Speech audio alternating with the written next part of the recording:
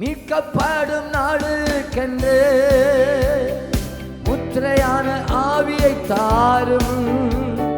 மீட்கப்படும் நாளுக்கென்று முத்திரையான ஆவியை தாரும்.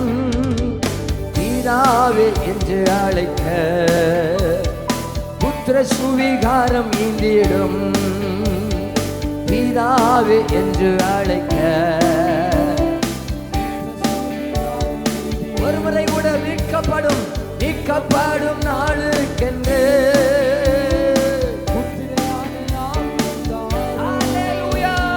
மீட்கப்படும் முத்திரையான ஆவியை தாரும். பிதாவே என்று அழைக்க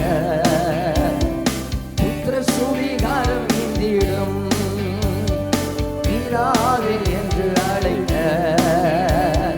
புத்திர சுவிகாரம்